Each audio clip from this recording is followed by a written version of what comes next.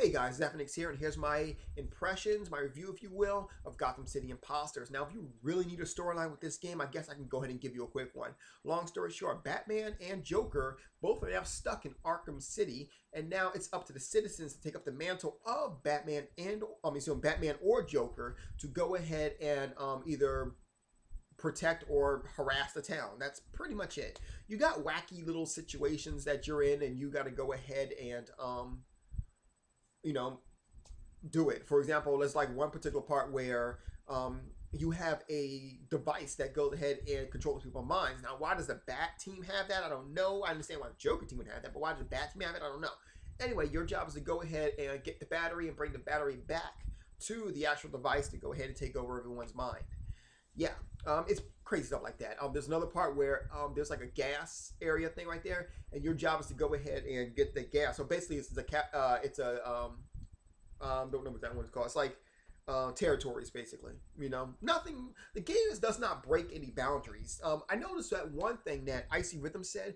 He believed that the game was very much like Team Fortress. I'm gonna have to disagree because with Team Fortress, you can't modify your characters as much as you can in this game. However, it does remind me of Shadowrun. Shadowrun was a game that was on the Xbox 360 exclusively.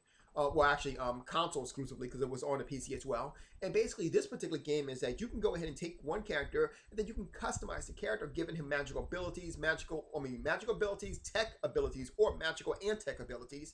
And just different things like that. You can add a glider on his back. You can give him a different kind of weapons. You can always modify the character as you see fit. That's kind of how this game is. You can go ahead, once you reach level, like your character pretty much gains levels and then you can modify anything that you want, but you really don't find anything, you don't get enough to unlock until about level 10. Then you can go ahead and put a whole bunch of different, like you can get different outfits, modify your outfit, the way your character looks, different weapons. Like you can also modify your weapons precisely. Like for example, you can take your gun and mod it with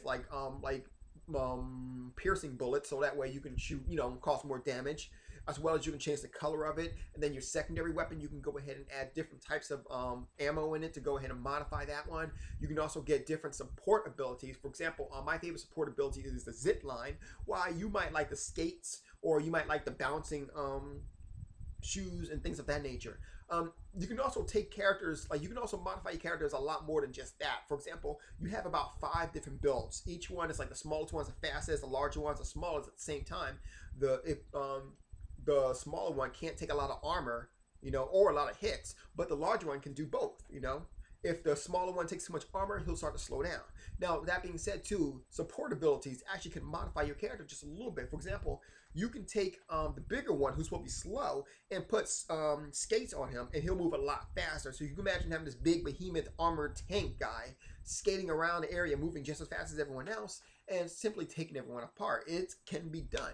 At the same time, you can put skates on the little guy and have him just zipping around the freaking place. And if you got a system that can handle that, especially on the PC, you can definitely go ahead and take advantage of that. Definitely.